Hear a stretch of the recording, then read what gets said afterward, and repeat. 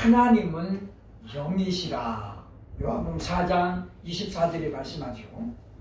그 영이신 하나님께서 바로 이 땅에 사람으로 오신 사건, 이걸 우리가 성육신이라고 말하고, 12월 25일 바로 성탄절이 바로 예수님의 그 탄생일을 우리가 기념하는 그런 날입니다. 그러니까 영이신 하나님이, 즉 창조주이신 하나님이 피조물 인간으로 이 땅에 오신 이 일은 말 그대로 빅 이벤트죠. 큰 사건이라는 거예요. 그래서 이 사건은 인류 역사의 하나의 획을 긋고 있다라고 하는 것입니다. 왜냐하면 믿지 않는 사람이라든가 또는 다른 종교를 가지고 있는 사람도 그것은 부정할 수가 없습니다. 온 세계가 AD, BC를 나누잖아요. 그죠? 그러니까 기원 전, 그러니까 BC인데 Before Christ잖아요. 그러니까 그리스도 전. AD는 바로 아노 도미니, 주 이후라는 라틴어예요. 그러니까 보면 그 주가 누굽니까? 예수 그리스도잖아요. 그리스도 전, 그분이 바로 예수 그리스도예요. 그러면 그 성경에 전적으로 기인해서 전 세계는 바로 기원 전과 기원 후를 나누는데, 불교에서는 우리는 그거 AD 안 써. 그럴 수 없잖아요. 그죠? 지금 현재 가장 많은 종교 인구를 자랑하고 있는 회교에서도 두말 없이 AD, BC를 씁니다. 그렇기 때문에 이 예수께서 이 땅에 오신 성육신의 사건은, 그것은 엄연하게 존재하는 역사적인 사건이다라고 볼 수 있다라고 하는 것입니다. 그래서 그것을 부정하는 사람들도 대안을 내세울 수 없어요. 그래서 이제 불교인들은 자꾸만 단기 몇 년 그렇게 쓰잖아요. 그죠? 단기 몇 년. 그게 이제 우리나라의 역사를 이야기합니다. 그러니까 아직 5,000년이 안 됐잖아요. 단기로는 지금 4,000 몇백 년 됐는데, 조선일보에 보면 단기가 기록이 되어 있어요. 다르시면 제가 모르겠는데. 그래서 이제 보면 우리가 이제 그 고조선 시대 단군 할아버지가 이 땅에 와가지고 고조선을 만들 때부터 이제 우리 역사의 시작으로 보는 거거든요. 그렇죠? 그런데 그것도 역시 마찬가지예요. 그때는 기록이 없잖아요. 4,000년 전에 기록이 없죠. 그러니까 결국 그것도 뭐냐면 AD를 기점으로 해가지고 파고 들어가는 거예요. 역으로 계산을 해나가는 거죠. 그렇게 해서 나오는 게 이제 단기 몇 년이기 때문에 결국 그것도 기준이 뭐가 됩니까? AD가 기준이 됩니다. 그래서 누구도 그 대안을 내세울 수 없는 사건이라고 볼 수 있습니다. 그래서 요한은 이제 본격적으로 예수 그리스도를 소개하죠. 그분이 이 땅에 오신 이유를 소개하고, 그리고 그분이 과연 어떤 분인가를 이제 우리에게 알려주고 있는데, 14절 보면 원문을 먼저 보면 이렇게 되어 있습니다. 카이 호 로고스. 카이가 지금 그리고 접속사인데 대명사로, 대문자로 시작하죠. 그죠? 강조형이에요. 그죠? 강조형. 그러니까 이 문장이 지금 굉장히 중요하다라는 거죠. 그리고 그 말씀이 사륵스, 육신의 육신. 사륵스가 육신인데 이게 뭐냐면 그냥 고기 덩어리예요. 그죠? 육신으로 오셨다. 에게네토 되었습니다. 그 말이죠. 그리고 그 말씀이 육신이 되었다. 카이 그리하여 보면 이 에스케노센 그 말이죠. 에스케노센 거하셨습니다. 그 말이죠. 거하셨습니다. 어디에요? 엔 휘민, 우리 안에, 우리 가운데 그 말이죠. 그러니까 우리 안에는 뭐냐면 우리들 무리 안에 그 말이고, 우리 가운데 그 말이에요. 그렇죠? 그러니까 우리 안에 거하셨습니다. 그러니까 예수님이 육신을 입고 오신 이유가 뭐냐면 우리 가운데 거하시려고 오신 거예요. 거하시리라. 이게 굉장히 아주 묵상하면 은혜가 되는 말씀입니다. 카이 이에, 그러니까 카이라는 접속사는 그리고 그리하여 이에 여러 가지 모양으로 변화가 되죠. 그리고 이제 가끔씩은 카이가 보면 부사형으로 쓰여요. 그래서 이에는 부사형으로 쓰는 거죠. 그죠? 이에 카이 보면 이 에데야 사메다죠. 그죠? 에데야 사메다 보았습니다. 그 말이죠. 우리가 바라보았습니다. 뭘 봤냐면 텐 독산 아우투 그분의 그 영광을 바라보았습니다. 그렇죠? 그분의 영광이에요. 그죠? 예수 그리스도의 영광을 보았다는 거죠. 바라봤다는 거예요. 독산 영광을 즉 호스 보면 모노게누스죠. 모노게누스 독생자예요. 독생자. 파라 그 다음에 보면 이제 파테르라는 나라가 나오는데 파테르 보면 파트로스죠. 파트로스 아버지로부터 그러니까 예수님이 가지고 있는 영광은 누구로부터 말미암았냐 그 말이죠. 그죠? 그것은 아버지로부터 말미암은 영광이었다. 그리고 뭐가 있냐면 충만했어요. 그죠? 보면 뭐가 충만하냐면 플레레스 충만하더라. 뭐가 주냐면 이 보면 이 카리토스 은혜죠. 그죠? 그리고 알레데이아 진리가 충만하더라. 은혜와 진리가 충만하더라.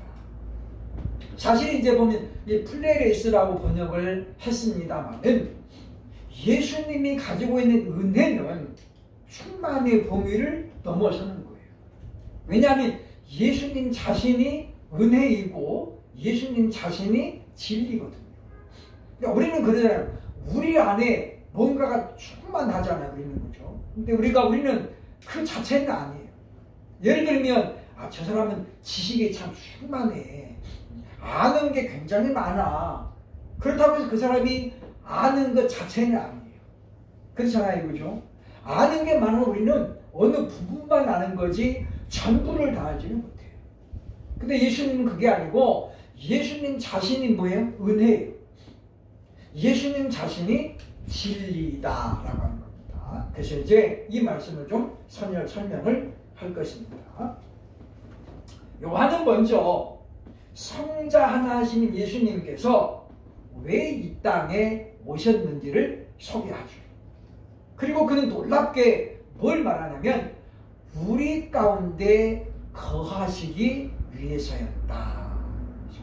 엔 휘민 말을 썼어요. 그죠? 엔 휘민 우리 안에 우리 가운데 거하시려고 오셨다. 이 짧은 문장이지만 이 한 문장을 우리가 가만히 묵상하면 엄청난 은혜가 와요. 왜냐하면 예수님 만약에 사역을 위한 것이라면 우리 가운데 거하실 이유가 없어요. 그냥 우리 하는 말로 출퇴근하면 돼. 출퇴근. 그죠? 예수님은 출퇴근 못 하실까요? 나중에 잠깐 일하고 다시 아버지 나라로 가시면 되잖아요. 그냥 이렇게 사람의 모양으로 잠깐 오셔가지고 그냥 가시면 돼요. 그런데 예수님이 그렇지 않고 어떻습니까? 우리와 함께 하셨죠.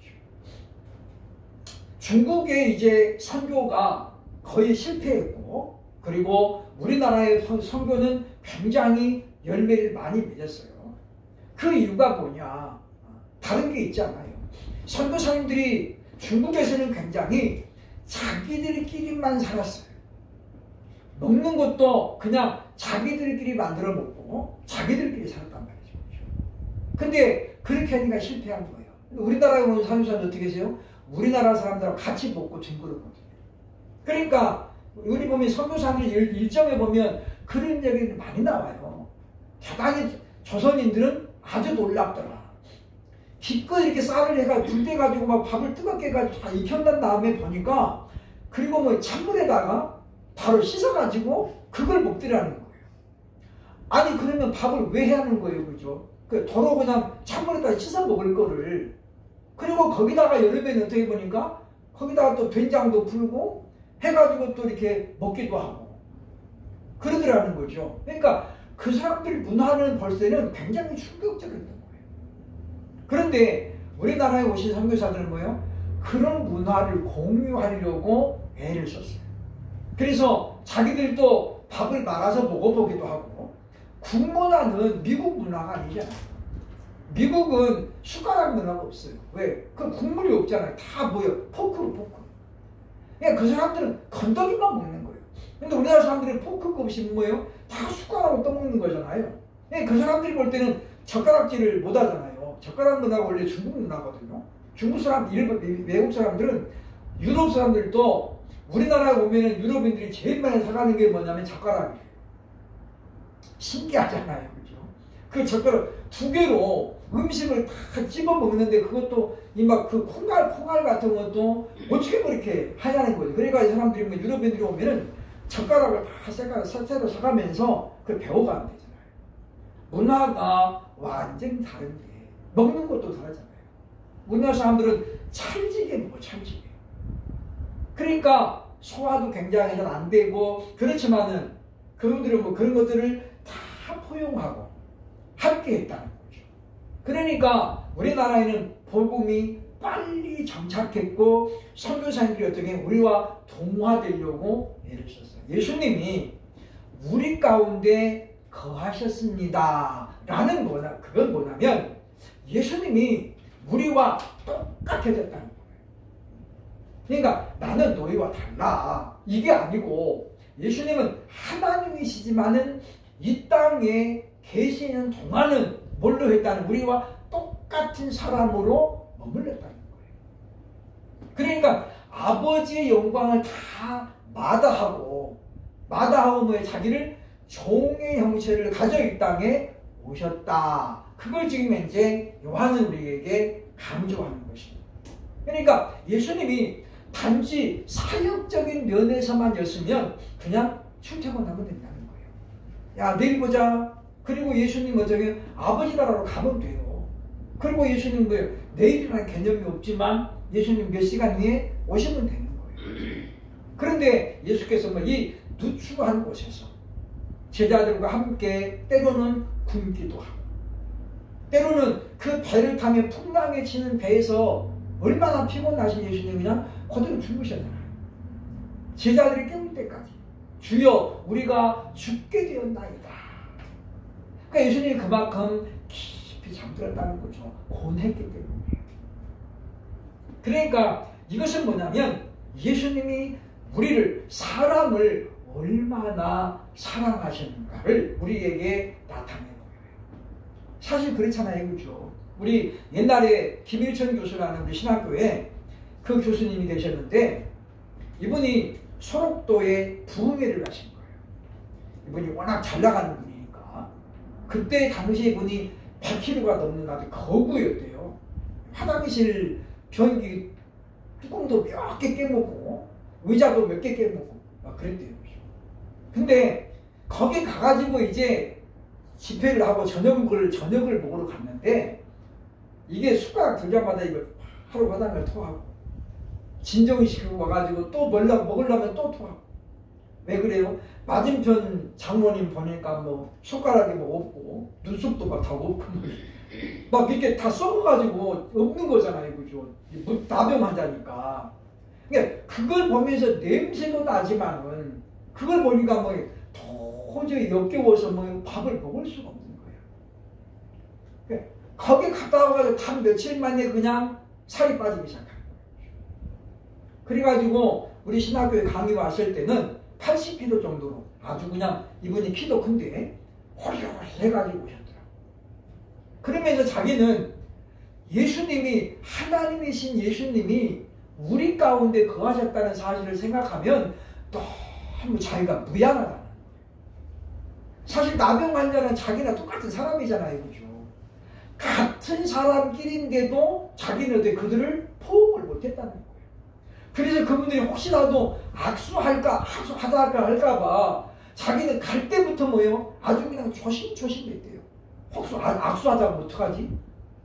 왜냐하면 그때만 나더라도 나병이 뭐 옮길 수도 있다라는 그런 것들이 많이 있었잖아요. 그죠? 그 편견을 깬 분이 유경수 여사님이에요.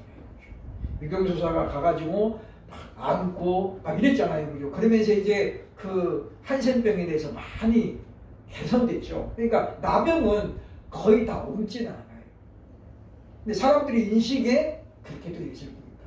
그러니까 보면 우리가 같은 종류의 사람이라도 약간의 환경만 달라도, 그러니까 우리 또 저쪽 신영서 저쪽 오거리 쪽의 교회도 그런 교회가 노숙자들이 많이 모이는, 왜냐하면 노숙자들이 한 번 오면 3,000원씩 줘서 3,000원씩 교회에. 그러니까 사람들이 300명이 꽉 차는 거, 예배당에 300명이 돈 받으려고. 그런데 이제 교회가 그렇게 되니까 어떻게 3,000원씩 300명이 현금으로 매주마다 나가는 거예요. 돈이 어떻게 바닥나죠, 그죠? 곳간에 그 사람들이 와가지고 3,000원 도로 감사하는 거 한 번 드는데 안 하잖아요, 그죠? 그 사람들은 그거 받으러 온 거지 내려오는 게 아니거든. 그래서 이 사람 교회가 어떻게 이제 2,000원으로 줄이고 나중에 또 1,000원으로 줄였어요. 근데 지금은 안 줘요. 왜 안 줍니까? 기존 성도들이 자꾸 나가는 거예요. 왜? 그 사람들이 얘를 올 때 안 씻잖아요. 냄새가 말도 못하게 나고, 그것보다도 뭐예요? 내 가방을 막 지키고 있어, 아줌마들이. 권사님들, 집사님들이 가방을 옆에다 놓고 있다가 나중에 어떻게 무릎 위에다 딱 놓고 기도할 때도 막 쥐고. 왜? 혹시 옆에 아저씨가, 뒤에 아저씨가 가져갈까봐. 예배가 안 되는 거예요. 그래서 이제 결국 그분들이 돈이 목적이 되니까 복음을 들어도 어떻게 그 사람들한테는 언제 끝나나 이것만 하니까 복음이 안 들어오는 거예요. 열매가 안 맺어져요. 결국 이제 기성교인들이 자꾸 나가니까 그게 뭐예요? 그 냄새 나고 그러기 때문에 함께 못 있어요. 물론 예수님의 제자들이 깔끔한 제자도 있었겠죠. 그죠? 근데 대부분 어느 사람들이요? 뱃사람들이에요. 무슨 냄새가 나요? 비린내가 나는 건 어쩔 수 없어요. 그러니까 우리 옛날 그 수필 중에도 그런 수필 나오잖아요. 엄마가 생선장수인데 학교에 오는데 엄마가 분명히 다 씻고 왔는데도 불구하고 엄마가 딱 들어오니까 뭐예요? 교실 안에 생선 냄새가 다 퍼지는 거예요. 애들이 막 쳐다보니까 이 아이는 자기 엄마 때문에 그런 줄 알고 창피해가지고 막 그지로. 그러니까 하나님이신 예수님이 이 땅에 오셨을 때 제자들을 볼 때 어때요? 안 보이겠어요? 다 보이죠. 냄새 안 나겠어요, 그죠? 사람 냄새가 다 나요. 근데 예수님은 이 땅에 우리와 함께 하시고, 그래서 실제로 3년을 넘게 예수님의 제자들과 동거동락했잖아요. 함께 거하면서 함께 즐거워하고 함께 슬퍼했다는 거예요. 사실은 이 땅에 이런 존재가 어디 있겠어요? 양반이 상민하고 어울리는 것조차도 힘들었을 그런 시대예요. 근데 예수님이 이 땅에 그렇게 오셨다라는 우리에게 지금 소개합니다. 그러니까 하나님은 우리를 그냥 단순히 구원만 해준 게 아니에요. 야, 참 너들 불쌍하다. 그래서 건져낸 게 아니에요.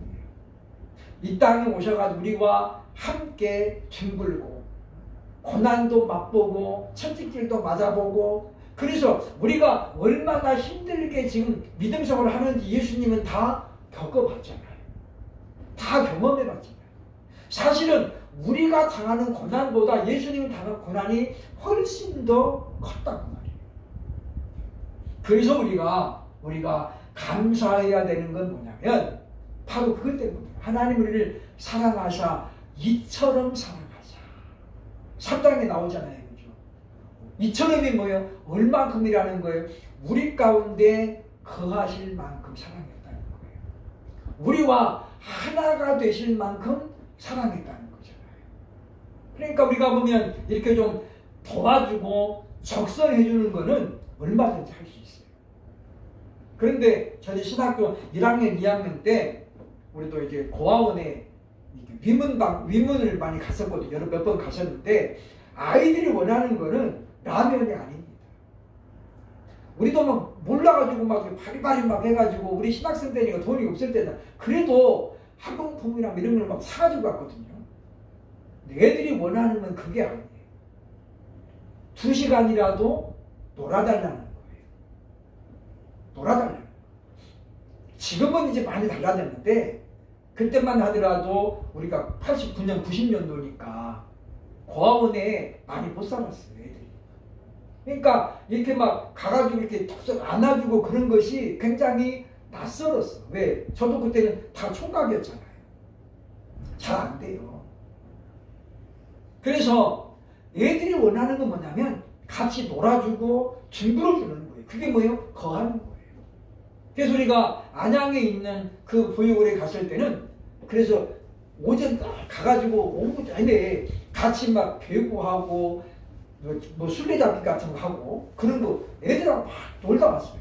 우리는 엄청 힘든데 애들은 뭐냐면 다음에 또 오라고. 너무너무 좋다는 거예요.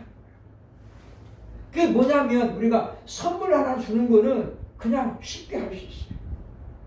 근데 뭐예요? 같이 어울려주고 같이 놀아주는 거는 그건 아무나 못해요. 하나님은 그걸 하려고 오신 거죠. 우리하고 같이 뭐예요? 함께 머물면서 같이 겪어보려고. 요한은 지금 이 단어 속에서 뭐냐면 그걸 강조하고 있는 겁니다. 그래서 우리가 감사해야 되겠다라는 거죠.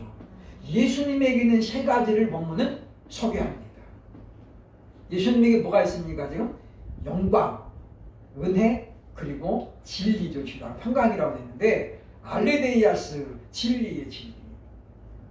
그러니까 예수님에게 있는 것이지만은 사실은 뭐예요? 예수님 자신이 영광이시고. 그러니까 예수님의 임재가 뭐예요? 곧 영광의 임재예요. 그러니까 구약에 보면 하나님이 나타나실 때 뭐가 나타나요? 구름이 임재하잖아요. 그게 뭐예요? 영광이에요. 하나님의 영광으로 성전이 가득 찼다. 그게 뭐냐면 하나님의 영광이 있다는 뭐냐면 그리고 구름처럼 하나님이 이렇게 임하셨거든요. 영광 자체로 오신 거예요. 또 예수님 뭐예요? 바로 은혜 자체이시다. 그래서 그 다음에 보면 우리가 그의 다 충만한 데서 받으니 은혜 위에 은혜로라. 이 말은 은혜 위에 은혜, 꽃배기가 아니라 이건 뭐예요? 은혜는 주님이 주신 은혜는 무한하다라는 거예요. 왜냐? 예수님은 은혜를 받아서 주시는 분이 아니라 예수님 자신이 은혜이기 때문에 그냥 계속해서 우리에게 주시는 분이에요. 그리고 뭡니까? 예수님은 진리이시다. 그래서 요한복음 14장 6절에 보면 내가 곧 길이요 진리요 생명이니 그랬잖아요. 없어요 거기. 진짜 거기서부터 다 지워야 되지. 평강으로 해놔가지고 자 거기 보면 예수께서 가라사대 내가 곧 그 길이요 그 진리요 그 생명이니 그랬죠. 그러니까 바로 예수님 자신이 진리예요. 요한복음 8장 32절에 진리를 알지니 진리가 너희를 자유케 하리라. 거기서 말하는 진리는 뭐예요? 예수 그리스도예요. 그러니까 우리가 예수님을 온전히 알면 그 예수님 때문에 내가 어떻게 해요? 자유하게 된다는 거예요. 자유하게. 그러니까 우리가 예수를 믿는다고 하면서도 예수님을 모르면 우리는 어떻게 해요? 자유할 수 없어요. 그래서 예수를 믿는 성도들 가운데 여전히 아직도 뭐예요? 율법에 매여 있는 사람들이 너무 많아요. 또 반대로 나는 이제 예수님을 아니까 자유해. 그래가지고 뭐예요? 방탕하는 사람들이 많아요. 나는 구원 받았으니까 괜찮아. 그래서 뭐예요? 도덕적으로 윤리적으로 뭐예요? 아주 그냥 자유문란하게 살아요. 그거는 아는 게 아니에요. 잘못 알아서 그런 거예요. 그러니까 가수 박아무개가 지금 그 8장 30일을 더 이야기하잖아요. 진리를 알지니 진리가 너희를 자유케 하리라. 이 친구가 영어를 아주 잘하는 그런 사람인데. 그러니까 이 사람 뭔 이야기냐면 내가 예수를 알기 때문에 나는 뭐 이제 완전히 자유하다라는 거예요. 그래서 내가 뭐 무슨 짓을 해도 그건 죄가 없는 거 아닌 거예요. 그러니까 막 애들한테 다 거기 자기는 그 뭐 성인식 할 때 술 가르치잖아요. 아이돌 그룹들한테 술은 어른한테 배워야 돼. 그래가지고 다 애들 이제 막 20살 되면 전부 술 가르쳐. 술 가르쳐. 그게 자유예요? 그 자유가 아니라 그 방탕입니다. 그러니까 진리를 잘 알아야 돼요. 잘못 알면 어떻게 해요? 두 가지로 된다는 거예요. 여전히 율법 아래 있는 자가 되지 않은가. 또는 반대로 뭐예요? 완전히 방탕화가 돼가. 그래서 결국은 구원파가 돼가는 거예요. 구원파는 그거잖아요. 그죠? 우리가 거듭났으면 그 다음부터는 뭐예요? 우리가 완전히 죄사함을 받았기 때문에 내가 무슨 죄를 지어도 죄가 아니다 라는 거죠. 말이 안 되죠. 우리가 아무리 내가 지금 용서받은 사람이라도 죄를 지으면 어떻게 해요? 그건 죄인인 거예요. 그 회개 안 하면 천국에 못 가요. 누가 그래요? 성경이 말씀, 예수님 말씀 아니에요. 회개하라 천국이 가까이 왔느니라. 그러면 예수 믿은 사람에게는 예수님이 회개하란 말을 한 번도 안 했을까요? 아니죠. 우리가 아는 것처럼 사도행전 5장에 아나니아와 삽비라 보세요. 그들이 땅을 팔았다는 건 뭐예요? 그들 가운데 믿음이 있었다는 거예요. 하나님께 드리려고 팔았잖아요. 행동으로 옮기는 것까지 했다면 그 사람들 뭐가 있는 거예요? 지금 믿음이 있는 거예요. 그렇잖아요. 그런데 그 순간에 욕심이 탔잖아요. 그러니까 요한이 베드로가 말하는 거예요. 회개를 촉구했는데 그는 뭐예요? 속이는 거잖아요. 그래서 결국 죽고. 제 소리는 우리는 진리이신 예수님을 우리가 올바로 알아야 되는데 올바로 안다는 게 뭐냐? 성경을 통해서만이 알아야 된다는 거예요. 그러니까 우리가 보면 이 예수님에 대한 오해는 얼마든지 할 수 있다는 거예요. 왜냐? 예수님을 쫓아야 될 제자들도 오해했잖아요. 대표적인 사람이 누구예요? 가룟 유다잖아요. 그러니까 가룟 유다는 문자적으로 메시아를 이제 이해했잖아요. 로마를 무너뜨리고 이스라엘 왕조를 복원해서 다윗과 같은 왕이 될 줄로 그는 예수님을 그렇게 이해했어요. 그리고 그렇게 믿었어요. 그런데 가만히 보니까 이 예수님은 그럴 만한 지금 전혀 그릇이 아닌 거예요. 쿠데타를 하자는 말도 한 번도 안 하고, 쿠데타를 하면은 너는 영의정되고 너는 이런 말도 한 번도 안 하시는 거예요. 그러니까 제자들이 애가 타니까 뭐예요? 주님, 주의 나라 임하실 때 나는 우편에 나는 좌편에 앉게 하여 주옵소서. 그래가지고 그냥 자기들끼리 어떻게 해요? 싸움이 나잖아요. 그러니까 처음에 예수님의 제자들은 다 예수님을 정치적인 메시아로 이해했던 거예요. 그러니까 그들이 다 구약을 통해서 메시아된 지식을 가진 사람들이잖아요. 그런데 그 지식이 올바르지 못했다라는 거죠. 그러면 그들 가운데 제자들이 언제 교정을 하게 됩니까? 예수님과 함께 교제하면서 함께 예수님과 배우면서 그들이 잘못됐다는 것을 천천히 깨달아가는 거예요. 그게 뭡니까? 아는 겁니다. 그래서 진리를 알면 그 진리이신 예수님이 나를 완전히 자유하게 한다는 거죠. 그래서 우리가 율법에 얽매이지 않는다 그 말은 뭐냐면 율법을 부인한다는 게 아니에요. 바울도 그러잖아요. 나도 율법 아래 있노라. 그 말은 무슨 말이냐면 바울도 율법을 하나님의 말씀으로 믿고 인정하는 거예요. 그잖아요. 율법을 부정하면 구약을 다 부정하는 거예요. 구약을 안 믿으면 신약을 믿을 수가 없어요. 나는 구약은 안 믿어. 근데 신약만 믿어. 이거는 잘못 믿는 거예요. 구약이 뭘 이야기하는데요? 구약이 오실 메시아를 소개하는 거잖아요. 오실 메시아. 그러니까 그림자적인 사건, 그림자적인 인물을 통해서 메시아는 바로 이런 분으로 오실 거야. 그래서 구약에 등장하는 많은 인물들이 뭐예요? 예수 그리스도의 모형이잖아요. 그러니까 보면 이삭도 모형이죠. 왜냐하면 어린 양으로 제물로 자기를 드리기잖아요.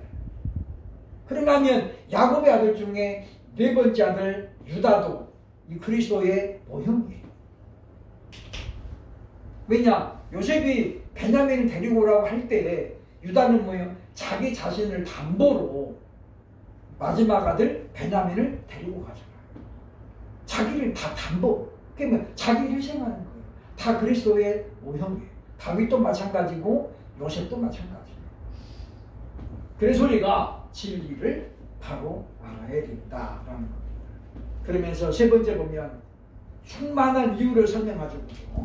즉 예수님이 이같이 영광과 은혜와 진리가 충만한 이유는 뭐냐면 아버지께로부터 주어졌기 때문이라는 거죠.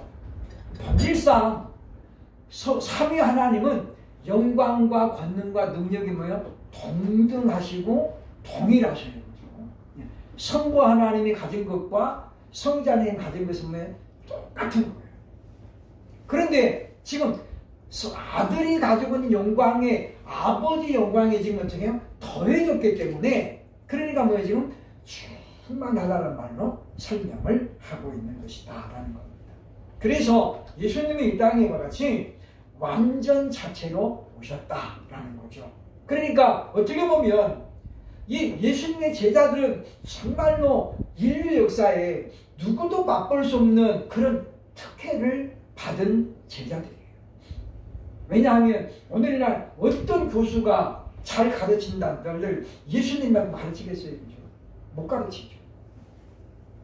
그분이 가진 만큼의 영성을 누가 갖고 있겠어요? 사람은 돌아서면 달라요. 돌아서면 달라요. 사람은 완전하지 않다라는 것입니다. 두 번째 보면 세례요한의 증거가 이제 나오죠. 그죠? 세례요한이 예수님을 가리켜서 이렇게 말해요. 그죠? 내 뒤에 오시는 이가 나보다 앞선 것은 나보다 먼저 계심이라 한 것이 이 사람을 가리킵니다. 그리스도의 선제성을 이야기하는 거죠. 그러니까 그리스도는 영원 전부터 계셨다는 거예요. 마태복음 22장 42절 44절 함께 한번 봅니다. 시작. 너희는 그리스도에 대하여 어떻게 생각하느냐? 누구의 자손이냐? 대답하되 다윗의 자손이니이다. 이르시되 그러면 다윗이 성령에 감동하여 어찌 그리스도를 주라칭하여 말하되 주께서 내 주께 이르시되 내가 네 원수를 네 발 아래 둘 때까지 내 우편에 앉아 있으라 하셨도다 하였느니라. 여기 지금 시편에 있는 말씀을 인용했죠. 그렇죠? 여기 지금 가운데 보면 주께서 내 주께 이르시되 여기 앞에 나오는 주께서는 누구예요? 아버지 하나님, 성자 하나님.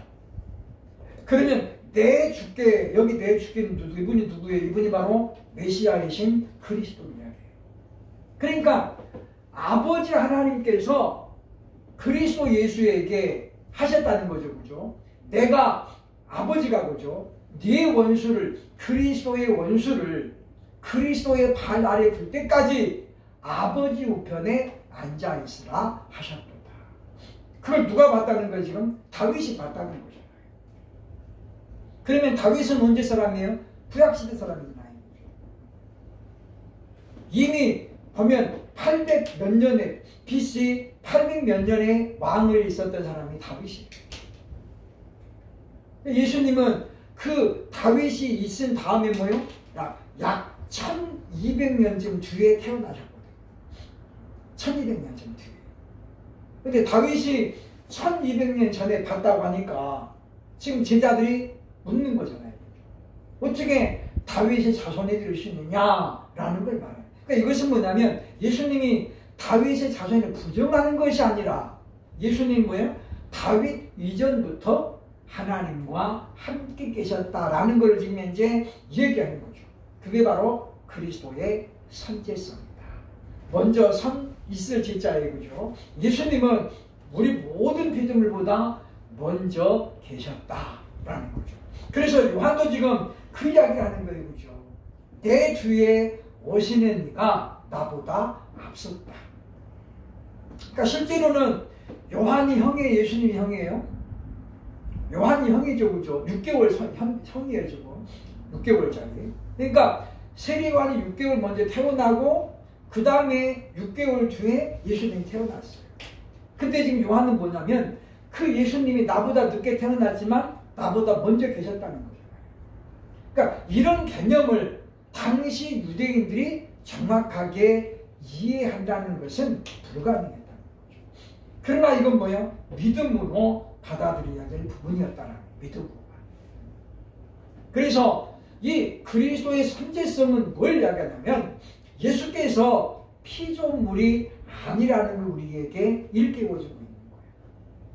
뿐만 아니라 세례요한은 철저하게 뭐예요? 구약 성경을 연구하면서 어린 시절을 보냈음을 우리에게 알려주고 있다는 거죠. 그러니까 보면 준비된 율법. 그러니까 세례요한의 부모는 엘리사벳과 사가랴는 거예요. 요한이 태어날 때부터 평범한 아이가 아님을 알고 하나님의 지시를 받았잖아요. 그렇게 양육을 했다는 거예요. 그러니까 우리가 결국 우리도 마찬가지인 거죠. 우리도 자녀들을 또는 우리의 후세들을 키울 때 어떻게 하고 우리가 하나님의 주신 사명으로 키워야겠다. 그럼 우리가 이것이 바로 가정교육의 핵심이 되어야 되겠다라는 것입니다. 율법과 진리의 출처를 17절에 이제 설명하죠. 17절입니다. 시작. 율법은 모세로 말미암아 주어진 것이요 은혜와 진리는 예수 그리스도로 말미암아 온 것이다. 여기 지금 말미암아 디아라는 단어죠, 그죠? 디아가 지금 2번 나와요, 그죠? 모세로 말미암아 예수 그리스도로 말미암아. 근데 뜻은 전혀 달라요. 그러니까 모세로 말미암아 이 말은 모세를 통하여 그 말이에요. 모세를 통하여. 그런데 그리스도로 말미암아 그 말은 예수님 때문에 또는 예수님으로 인하여 그 말이에요. 뜻이 달라요. 똑같은 전치사지만 뜻은 전혀 다르다라는 것입니다. 왜냐하면 이 모세는 율법의 전달자예요. 전달자. 하나님께서 시내산에서 모세에게 하나님이 십계명 기록해가지고 줬죠, 그죠? 그러면서 백성들에게 가서 선포해라. 근데 모세는 받아가지고 어떻게 백성들에게 가르친 것뿐이에요.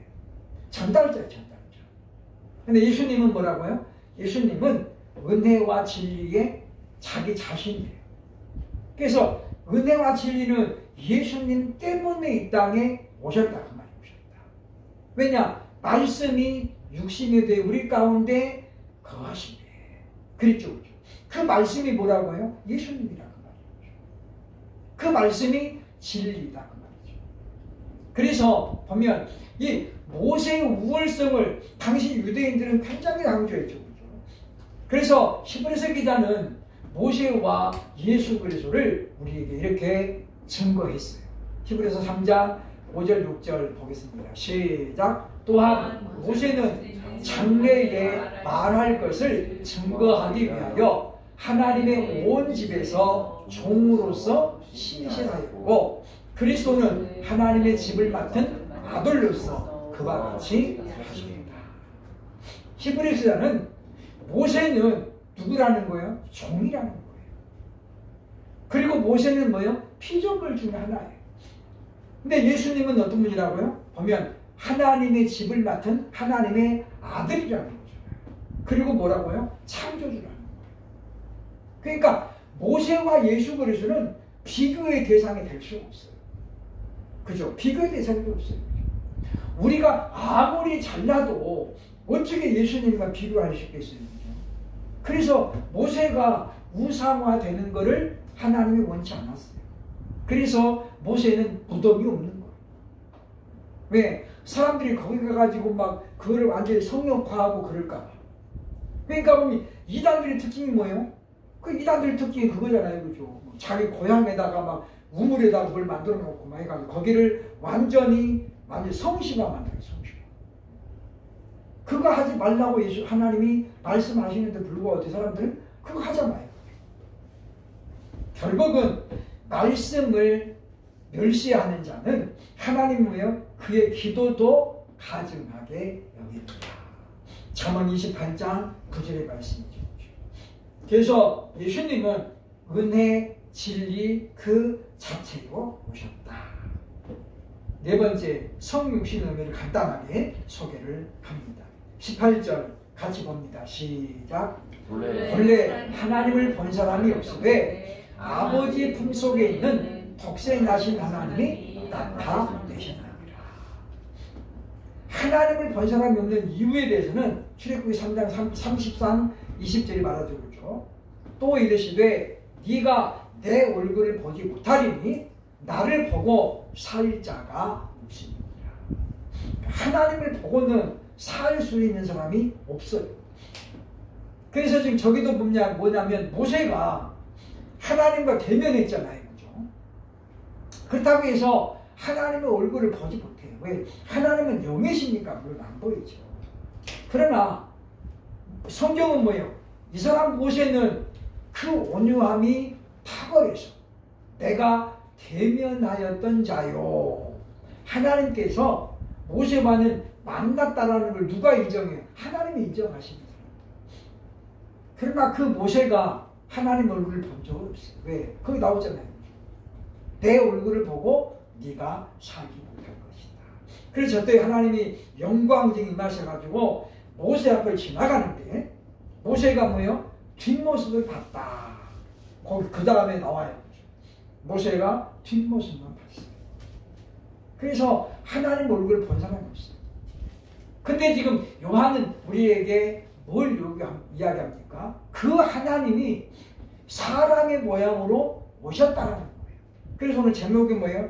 나타나신 하나님. 하나님이 이 땅에 오셔서 자기를 완전히 공개하셨다라는 것입니다.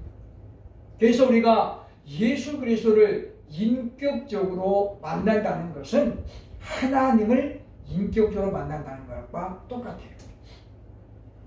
그러면 우리가 예수님을 인격적으로 만났다 그 말은 대면했다는 거잖아요.